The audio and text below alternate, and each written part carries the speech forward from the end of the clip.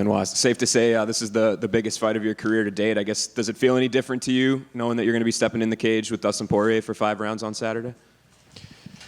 No, not especially, because if I don't win my previous fight, I don't get this one. So every fight of my life is the most important one. I guess the last year or so, you've really built in popularity. You've picked up a lot of wins. Do you feel like this is going to be really your breakthrough moment to really become a star and a household name? It's one more step, a very tough one, and I'm happy I'm getting this one. And I'm expecting a tough fight. I have been well prepared. I'm expecting to have a tough and enjoyable moments in the octagon. And after your last fight, you mentioned the potential of you fighting Dustin Poirier was a fight that you wanted. Were you surprised when it came around to you that the UFC was on board, he was on board, that it all came together?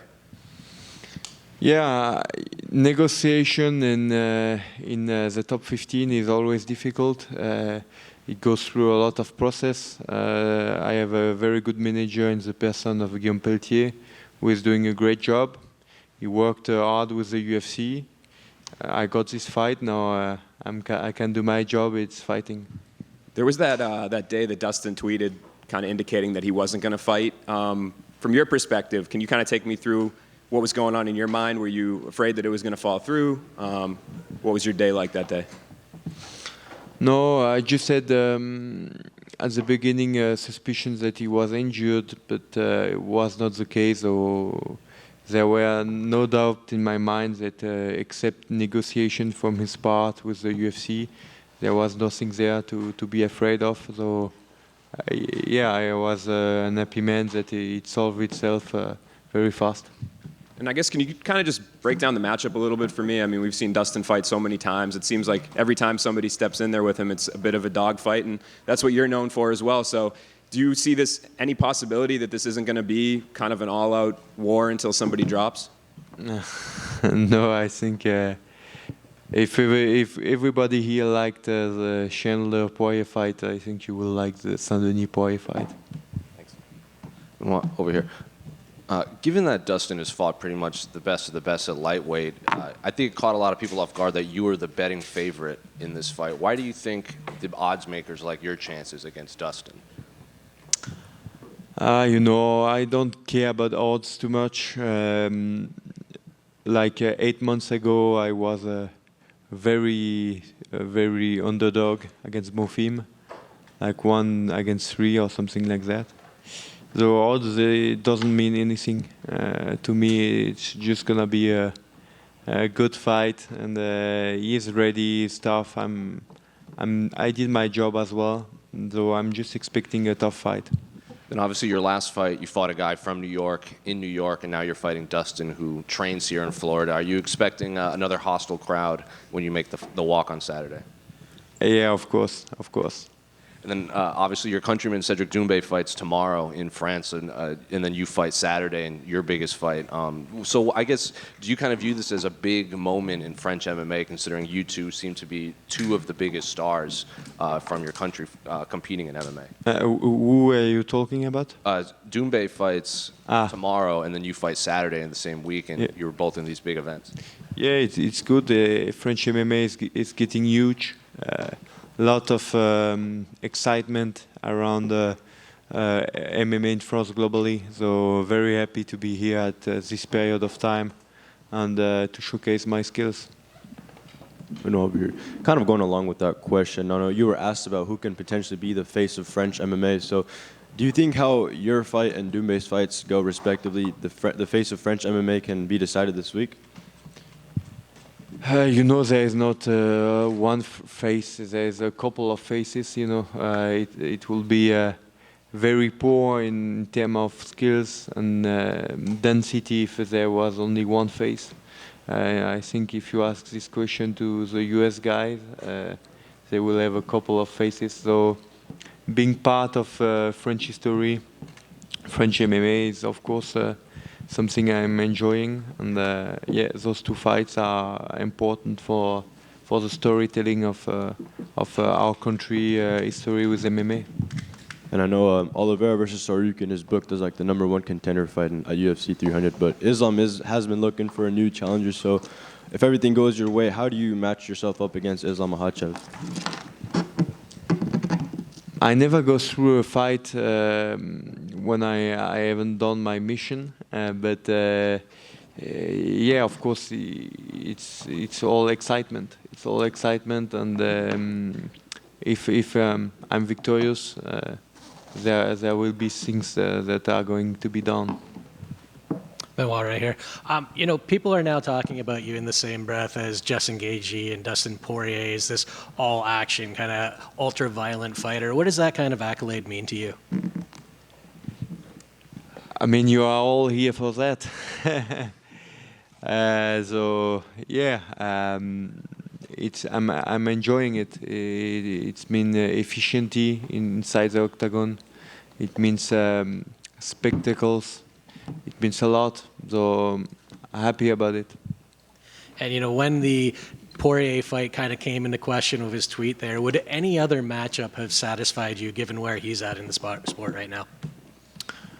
I'm focused on him right now because this is the fight, and yeah, I mean all the top 10, top 5 lightweight fights are exciting. Last one for me. Also, there is the BMF title fight next month, Holloway Gaethje. Who do you have winning that? I'm not sure, but I will go with Gaethje because of the weight. I lied when I said it was the last one. One quick one. Was that a title that you'd be interested in fighting for someday? Yeah, of course. I mean, this is the toughest division in the UFC for one reason. There's 2 belts in this division. So, yeah, of course. Best luck. Benoît, 2 petites questions. La première, tu disais que quand tu commençais le MMA, c'est Dustin qui combattait contre Khabib pour le titre. Tu t'étais fixé à l'époque 2 ans pour rejoindre l'UFC, tu as mis juste 2 ans et demi. Mais est-ce qu'à l'époque, quand tu voyais Dustin contre Khabib, tu te disais déjà devant ton ordi, ce gars-là, je vais peut-être le rencontrer, lui ou Khabib? Non, parce que je pense qu'à cette époque, je n'avais pas encore toutes les connaissances que j'ai dans le MMA, que j'ai acquises au fur et à mesure du temps avec l'expérience. Je ne savais pas encore si j'allais combattre en 66, 70 ou 77 en fonction de mon corps. Donc ça s'est affiné avec le temps. Et aujourd'hui, je suis très content d'affronter un adversaire de ce calibre. Et dernière question, il y a la méthode un peu GSP, la méthode John Jones, Georges Saint-Pierre qui était extrêmement complet. Il voulait aller là où l'adversaire était le plus faible pour se donner toutes les chances de gagner le plus possible. Et John Jones, lui, au contraire, il était plus en mode je veux battre les gens dans leur domaine de prédilection. On t'a entendu dire que du coup, tu voulais striker avec les meilleurs strikers, aller au sol avec les meilleurs au sol. Mais du coup, l'un et l'autre, ça ne va pas forcément ensemble. Mais dans ta mentalité, qu'est-ce que tu préfères? Aller dans les points faibles de l'autre pour vraiment le dominer partout ou les battre dans leur domaine? En fait, c'est du mensonge de dire que tu vas pas là où c'est facile. La nature humaine, elle est paresseuse. Donc, tous les combattants vont là où ils trouvent l'ouverture. Mais des fois, il y a des surprises. C'est-à-dire qu'on s'attend à ce que ce soit facile en striking pour l'un, mais au final, c'est compliqué parce que le style et la distance et la compréhension du combat est meilleure chez l'autre. Mais moi, ce que je veux dire par là, c'est qu'il faut être capable d'être compétitif dans tous les domaines avec les meilleurs combattants de ta catégorie dans chaque domaine. C'est-à-dire qu'il faut être capable de faire 1 ou 2 rounds de striking full avec les meilleurs strikers de la division parce que tu n'es pas à l'abri de ne pas pouvoir les amener au sol, ou inversement, il faut être capable de lutter avec les meilleurs lutteurs. Peut-être pas les battre sur 5 rounds dans leur domaine de prédilection, même si c'est l'objectif ultime. On veut l'excellence, on veut aller chercher le meilleur du meilleur, être la meilleure version de soi-même et être le meilleur partout. Mais c'est rarement le cas, voire c'est jamais le cas. Donc on va toujours dans le domaine où l'autre est le plus faible, mais il faut être capable de rivaliser avec n'importe qui dans chaque domaine. Et pardon, toute dernière question.